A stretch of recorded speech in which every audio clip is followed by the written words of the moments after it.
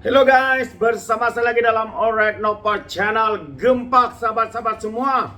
Ya, apabila kita mendengar langkah Dubai yang hangat diperkatakan di media sosial ketika ini, mengatakan langkah Dubai ini untuk menggulingkan kerajaan pentadbiran Datuk Seri Anwar Ibrahim, sahabat-sahabat semua. Dan hari ini Jcom mendakwa langkah Dubai ini dirancang dengan rapi. Geng-geng kaki fitnah, geng-geng penebuk atap, sahabat-sahabat semua. Amat mengejutkan ya. Mereka tidak henti-henti untuk menebuk atap, untuk merampas kerajaan dengan cara tebuk atap, dengan berbagai cara sekalipun. Jadi kenyataan media hari ini yang saya petik daripada Malaysia kini mengatakan gerakan terbaru ya sedang dirancang bagi menjatuhkan kerajaan Perdana Menteri Datuk Seri Anwar Ibrahim yang didalangi pemimpin parti pembangkang ya, termasuk wakil tertentu kerajaan. Jadi itu antara dakwaan Timbalan Ketua Pengarah Jcom, Jabatan Komunikasi ya Jcom, yaitu Ismail Yusof. Ismail berkata rancangan yang sedang dirancang bagi menjatuhkan kerajaan Perdana Menteri Anwar Ibrahim yang didalangi pemimpin parti pembangkang, termasuk mereka semua ini. Jadi Ismail berkata rancangan tersebut yang digelar sebagai langkah Dubai timbul ya sewaktu percutian pemimpin Perikatan Nasional, termasuk dari pihak kerajaan di ibu kota Emirat Arab Bersatu UAE baru-baru ini. Jadi dia mendakwa satu pertemuan ya diadakan semasa lawatan itu untuk memberikan tugas khusus kepada pegawai yang bertanggung jawab bagi mengenal pasti ya ahli-ahli parlimen yang berpotensi untuk mengalih sokongan mereka kepada pembangkang ya dengan menerima wang sogokan. Menjadi rahasia umum sehari dua ini cerita mengenai percutian di Dubai oleh tokoh-tokoh dari Perikatan Nasional, diikuti dengan kehadiran beberapa pemimpin lain yang dikaitkan dengan kumpulan yang tidak senang dengan cara kepimpinan Perdana Menteri Datuk Seri Anwar Ibrahim dan juga kerajaan Madani. Jadi maka dikabarkan ada rumusan langkah Dubai disusun dengan assignment, tugasan diberikan kepada PIC orang yang bertanggung jawab yang ditugaskan ya untuk bertemu berunding dan memberikan tawaran kepada mereka yang dikenal pasti boleh beralih sokongan kepada pembangkang.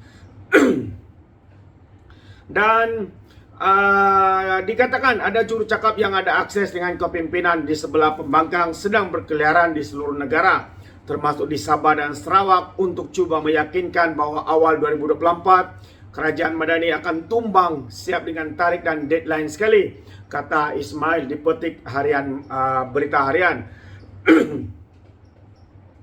Ismail juga mendakwa terdapat pembabitan tokoh politik veteran ya berpengaruh seperti berpangkat Tun yang bersekongkol ya dengan pembangkang, termasuk dikatakan menggunakan sumber asing untuk menggulingkan kerajaan pentadbiran yang diterajui oleh Datuk Seri Anwar Ibrahim. Katanya dia memperoleh maklumat mengenai gerakan terbaru itu daripada pelbagai sumber dan bukan hanya daripada satu pihak saja. Jadi dia juga mendakwa memiliki butiran pemimpin Perikatan Nasional yang maupun di pihak kerajaan yang terbabit usaha tersebut untuk memilih untuk tidak mendedahkan perincian terbabit dengan alasan ia bukan tanggung jawabnya. Apapun saya tidak mau didedahkan, tetapi kedudukan saya dengan jawatan yang saya pegang dalam Jcom, katanya ya saya boleh akses banyak maklumat, antaranya dalam konteks yang saya anggap kalau sampai ke peringkat mengancam dan keharmonian, mengancam keselamatan negara, gangguan sosial kestabilan, soal kestabilan keharmonian masyarakat, saya pikir tidak adil kalau saya tidak berdiam diri, katanya. Menyifatkan langkah itu sebagai gerakan pengkhianatan, Ismail menggesah Perdana Menteri bertindak tegas. Tegasnya gerakan itu jelas menunjukkan ia adalah konspirasi politik berniat jahat yang berpotensi mengancam kedaulatan negara dan juga keselamatan negara. Jadi secara pribadi katanya saya anggap semua tindakan mereka ini as an act of treason atau satu usaha atau gerakan pengkhianatan untuk menggulingkan kerajaan yang di Pertuan Agong.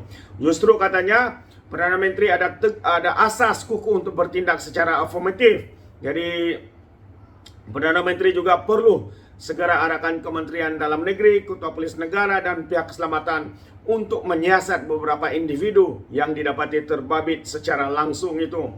Jadi ia termasuk mereka yang mengheret ada kaitan dengan usaha jahat ini katanya, sahabat-sahabat semua, untuk disoal siasat atau diambil keterangan. Jadi terdahulu tular ya mengenai pertemuan tertutup beberapa ahli parlimen Perikatan Nasional dan 2 ahli parlimen dari BN di Dubai. Jadi gerakan itu didakwa diatur beberapa pemimpin PAS dan bersatu untuk mendapatkan sokongan ya, untuk mendapatkan sokongan sebagian ahli parlimen BN dan Parti Persatuan Bumi Putra Bersatu PBB. Bagaimanapun, Ketua Penerangan Bersatu Razali Idris memberitahu sinar harian bahwa dia tidak mempunyai maklumat ya mengenai dakwaan itu. Saya tidak tahu mengenai katanya. Dan tambah lagi sahabat semua, langkah Dubai tidak pernah dibangkitkan oleh mana-mana ahli parlimen pembangkang khususnya Bersatu. Itu antara penafian ya yang dibuat oleh Ketua Penerangan daripada Bersatu. Dan dalam perkara yang sama juga sahabat semua, satu berita juga ya apabila Ahmad Mazlan, YB Ahmad Mazlan ditanya ya berkaitan dengan isu ini, dan saya ingin memberikan kenyataan beliau yang saya petik daripada Malaysia Kini. Katanya langkah Dubai cuma fata morgana ya, kata YB Ahmad Mazlan. Jadi beliau Ahmad Mazlan adalah seorang pemimpin UMNO yang mana beliau menganggap bahwa dakwaan berlaku gerakan terancang untuk menjatuhkan kerajaan perpaduan sebagai fata morgana dan seolah-olah mustahil berlaku katanya. Ahli Majlis Kerja Tertinggi UMNO Ahmad Mazlan, YB Ahmad Mazlan berkata, semua 30 ahli parlimen BN sudah menandatangani ikrar akan membayar 100 juta jika mereka melompat parti. Langkah Dubai ini hanya foto morgana katanya. Untuk 30 ahli parlimen ya, untuk UMNO BN ini kami sudah tanda tangan katanya ya perjanjian supaya mereka akan bayar 100 juta seorang jika ingin melompat parti. Siapnya di X pagi ini. Dan semakan berita harian online juga melaporkan wujud perancangan pihak pembangkang dan disertai segelintir pemimpin daripada parti kerajaan sekaligus sekali lagi ya mau untuk menjatuhkan kerajaan di luar pilihan raya. Jadi kali pertama ya langkah itu dibuat ialah pada Februari tahun 2020 dan menyaksikan PS tumbang di sebalik mandat yang diterima mereka daripada rakyat ya melalui PRU yang ke-14.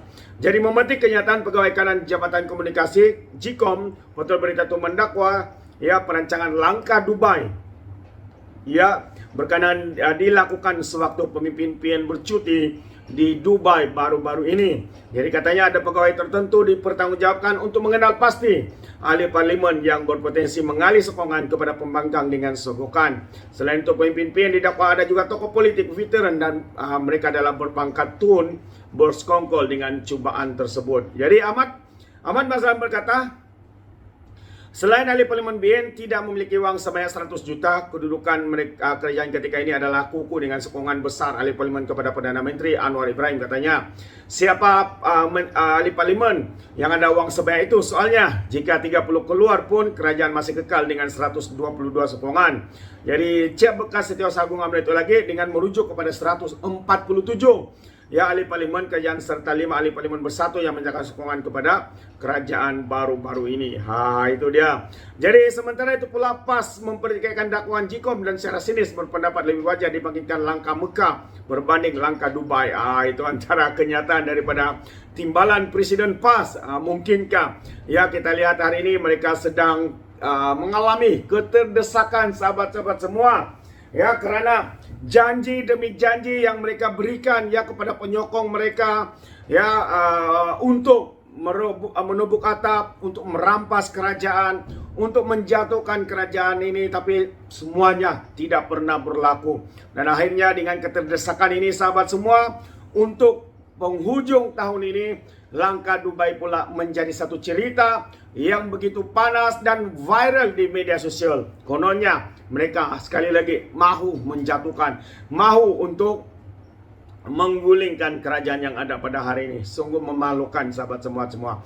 Kalau benarlah apa yang mereka sedang rancangkan ini, betapa terdesaknya mereka, betapa kesiannya mereka, betapa tidak bermoralnya mereka, sahabat-sahabat semua. Itu pandangan saya. Jadi bagaimana dengan Anda? Adakah Anda setuju atau tidak? Anda boleh berikan komen dalam ruangan komen. Tapi ingat, komen dengan cara berhemah. Jadi terima kasih. Sampai di sini saja, izinkan saya untuk mengundurkan diri. Dan seperti biasa, peribahasa mengatakan tapapun kangkap, 2 tahun keinginan. Dalam bahasa Belanda, tepuk dada, tanya selera. Sekian jadi daripada Alright Not Channel. Saya kita berjumpa lagi dalam info dan update yang seterusnya. Sekian, bye-bye.